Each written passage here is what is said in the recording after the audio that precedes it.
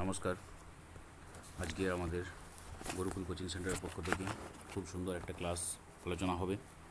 তো যারা জহর নবোদয় প্রবেশিকা পরীক্ষা দিতে চাও বা দেবে ভবিষ্যতে, ক্লাস 3, 4 এবং 5-এর ছেলেমেয়েরা, তোমরা এই ক্লাসটা খুব মনোযোগ সহকারে দেখো, তোমাদের আশা করি কাজে লাগবে।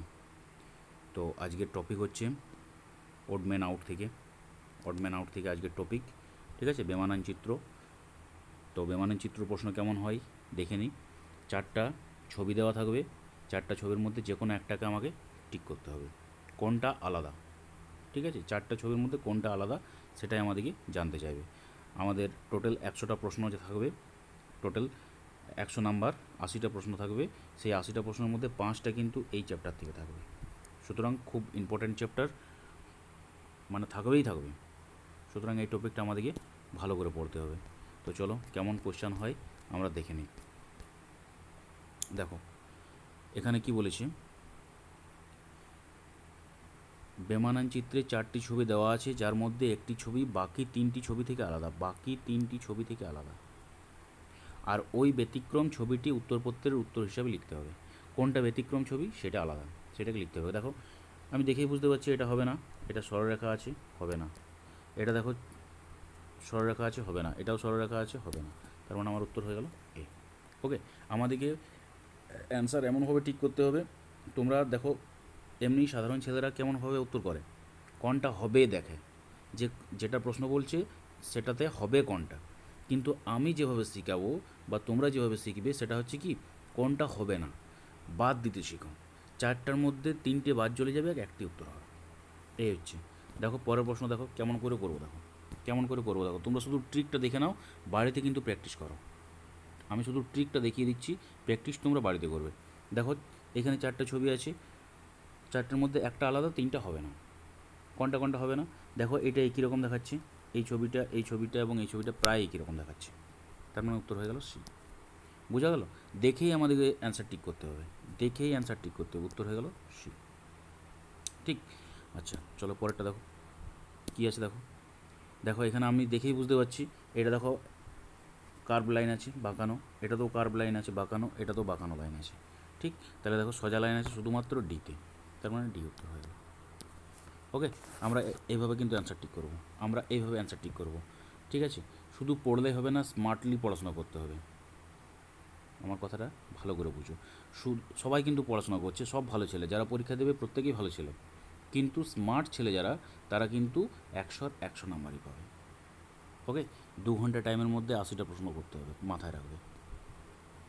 চলো পরেরটা দেখো।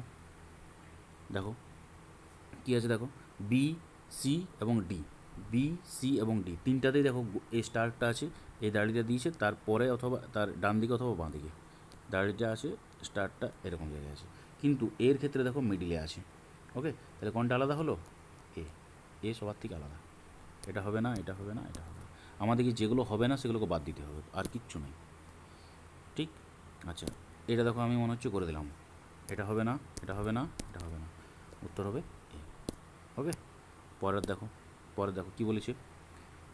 দেখো একই রকম আছে, দেখো এখানে সামনে সামনে ডটগুলো আছে, এটাতেও সামনে সামনে ডট আছে, এটাতেও সামনে সামনে ডট আছে, ডিএটাতেও সামনে সামনে ডট আছে আছে। তাহলে এটাতে দেখো দূরে আছে, তাহলে এ হয়ে গেল সব দিকে আলাদা। ঠিক, বোঝা গেল? চলো পরেরটা দেখো, 7 নাম্বার কী দিয়েছে দেখো।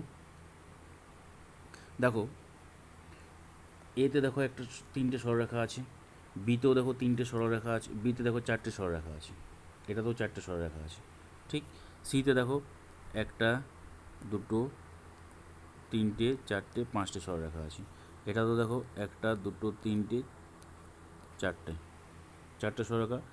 ঠিক তো, 4টে সরলরেখা। আচ্ছা, সরলরেখা দ্বারা হচ্ছে না, সরলরেখা দিয়ে হবে না, তাহলে আমাদেরকে অন্য আরও কী অপশান আছে, কীভাবে করব। দেখো দেখো এ আর বিটা হবে না দেখেই আমরা বুঝতে পারছি, কারণ দুটো একই ছবি, দুটোই হবে না। ঠিক, আমাকে আলাদা খুঁজতে হবে। এবার দেখো সি এবং ডি এর মধ্যে, সি এবং ডি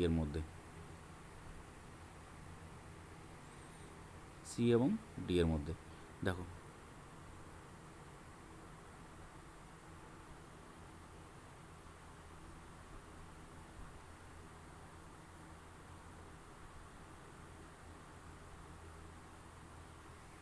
সি এবং ডি এর মধ্যে কোনটা হবে বলো বলো দেখি, কে বলতে পারছি?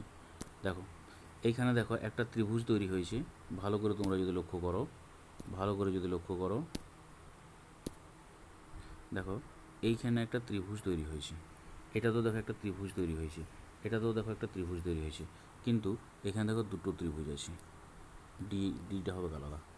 ওকে, ডিটা দেখো দুটো ত্রিভুজ, এগুলো তো একটা একটা করে ত্রিভুজ আছে, ভালো করে ছবিটা লক্ষ্য করো, এগুলোতে দেখো একটা করে ত্রিভুজ আছে, ঠিক এখানে এখানে এখানে, এটা তো দেখো একটা ত্রিভুজ আছে, এটা তো দেখো একটা ত্রিভুজ আছে, কিন্তু ডিতে দেখো এইখানে একটা ত্রিভুজ আছে, আবার এইদিকে একটা ত্রিভুজ আছে।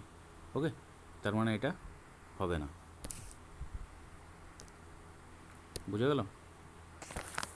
তার মানে উত্তর হয়ে যাবে ডি। ঠিক, উত্তর হয়ে যাবে ডি।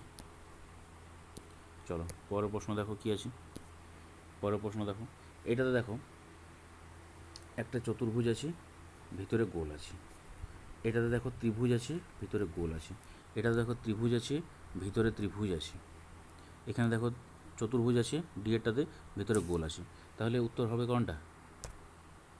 উত্তর হবে কোনটা? উত্তর হবে কোনটা? কি মাথায় ঢুকছে? উত্তর হবে, উত্তর হবে অবশ্যই সি। কি, এখানে দেখো গোল আছে, এখানেও গোল আছে, এ ডিতেও গোল আছে, তাহলে উত্তর হয়ে যাচ্ছে সি।